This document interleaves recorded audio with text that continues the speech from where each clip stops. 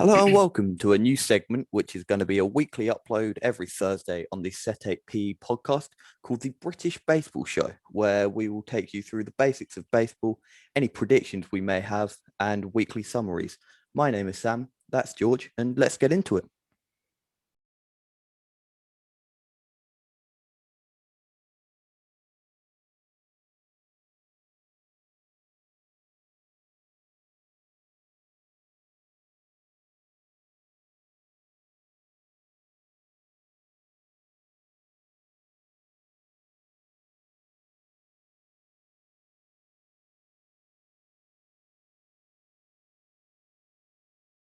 So first, we thought we'd start by just going through, as Sam said, the basics of baseball, just to get some of our British viewers, up to speed, because it is quite complicated. But once you get your head around it, I think you'll find it's a very enjoyable sport to watch. So firstly, positions. So in baseball, there are 9 positions. We have the pitcher, the catcher, the first baseman, the second baseman, the third baseman, the shortstop, and then 3 outfielders, which is a left fielder, a centre fielder, and a right fielder.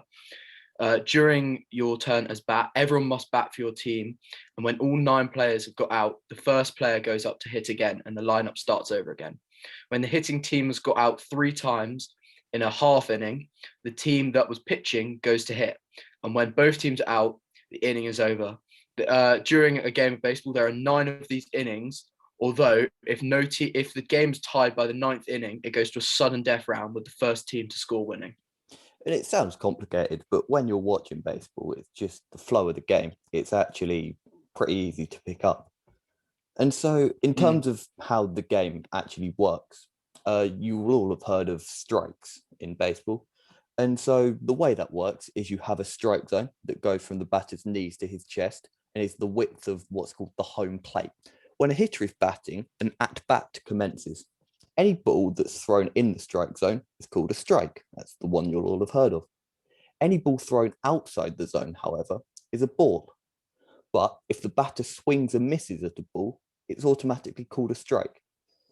If the batter swings at the ball and makes contact with it, but it lands in foul territory, the area outside the 2 diagonal white lines, it's also called a strike, unless the batter has already had 2 strikes during the at-bat, in which case it's not a ball or a strike, and it doesn't affect the count. The count is just the number of balls and strikes a batter has in any given at-bat. 3 strikes and the batter is out, but 4 balls and the batter takes a walk, where they get to go to first base uncontested. And just to expand on the key word there, you said bases. So on the baseball field, there are 3 bases plus the home plate, which is where the batsman starts from, and then eventually his aim will be to get back there to score a run. If you reach one of the bases without getting out, you're allowed to stay there or advance to the next base. We will cover how you get on base later. If a batter crosses home plate, after touching first, second, and third base, they will score a run for their team. Yeah, and so these bases, they act as like mini checkpoints to help you get around the field. And so we've already mentioned a walk, which is one of the ways to get on base. But in the event an at-bat doesn't end in either a walk or strikeout, the hitter may get on base, meaning they've not yet scored but have reached one of the bases without getting out. The most common way to do this is through a hit, a ball that lands in fair territory, the bit in between the 2 white lines, and is not caught is a hit, as long as the ball is not thrown to the first baseman before the batter reaches first base. In that scenario, the hitter is out. The hitter can also get on base if they are hit by a pitch. There are also more nuanced ways to get on base, but a walk, hit, and hit by pitch are the 3 most common you'll see throughout a game of baseball.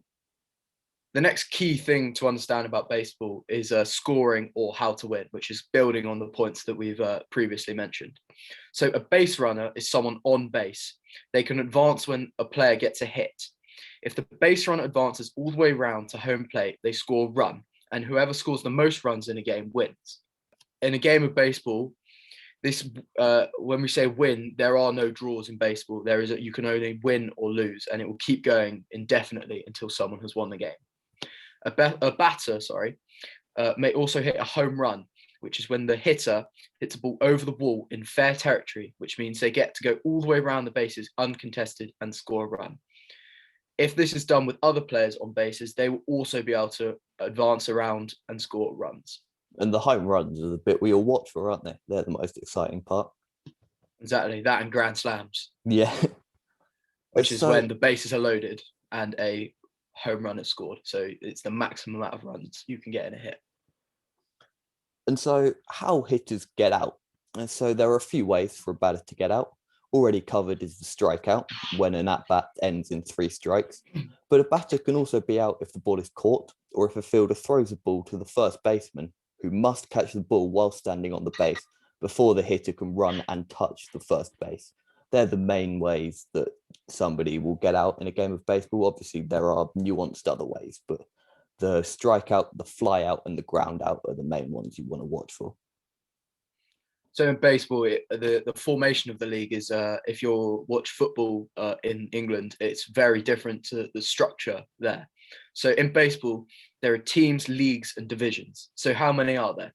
Well, there are 30 teams divided up into 2 leagues: the American League, or AL, as it may be sometimes referred to, and the National League, or NL, as it is sometimes called. The fundamental difference between the 2 leagues is that the AL, or American League, there is a specific position called the designated hitter who only hits and does not field. This is because the pitcher does not have to hit. However, in the National League, or NL, there is no such position and all pitchers have to hit. In each league, there are 3 divisions: the Central, East, and West divisions. These divisions all contain 5 teams, so overall there are 30 teams in 6 divisions across 2 leagues. But what's the point of all of this? How do you win the championship? Well, first of all, you've got to go through a 162 game regular season. So that's a lot of baseball you've got to play before you can even think about winning anything. And then after that 162 game season, you have the postseason. To qualify for that, you have to either win your division, of which there are 6, or have one of the top 2 records of the remaining teams in your league who haven't won a division. The teams who did not win a division play a winner takes all game called the wild card. Whoever wins that game moves on to the division series, which is a best of 5 series. Whoever had the best record out of the division winners in each league plays the winner of the wildcard game, and the other 2 division winners play.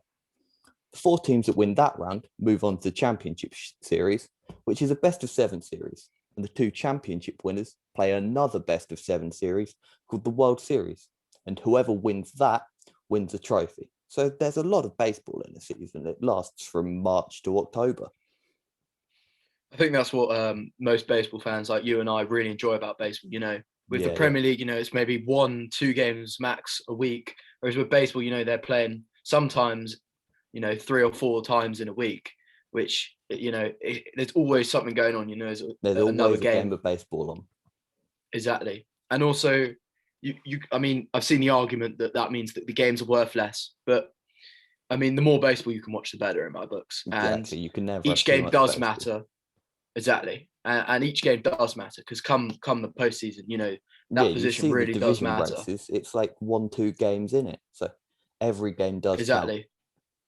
So if anything, the games mean more because of how close it gets. Exactly. When you're playing teams in your division, those games are really crucial in your bid to make the postseason. And the large amount of baseball also means that the bad teams can't fluke their way into the postseason, like you sometimes see with the NFL. Like if you're a bad team, you won't get into the postseason over the course of 162 games. Exactly, and you can't get lucky with your teams. You do play everyone multiple times, and I mean, not bad teams. They probably will not make the postseason, but because of the lengthy exactly, and because of the lengthy season, it does also give chance to teams that haven't had the best of starts to then pick themselves up, and then if they finish strong, they can make that postseason like the Nationals did when they won the World Series. Everyone knows they looked story. down. Exactly. It's my team. They look down and out. Just to make postseason from the position that we were in, halfway through the season, it would have been a miracle. But not only to do that, but to win, it was a fairy tale. You made every one of those 162 games count. Exactly, and I think that's the key to winning the World Series. It is. That concludes the first episode of the British Baseball Show with me, George, and Sam there. We hope you enjoyed and getting you up to speed. That was the whole point of this episode, just to introduce some people that maybe haven't watched baseball before and want to get into it. Hopefully you've now got up to speed. And if there's anything that wasn't clear, then just leave us a comment and we'll try and reply and get back to you. Thanks for watching. See you next week.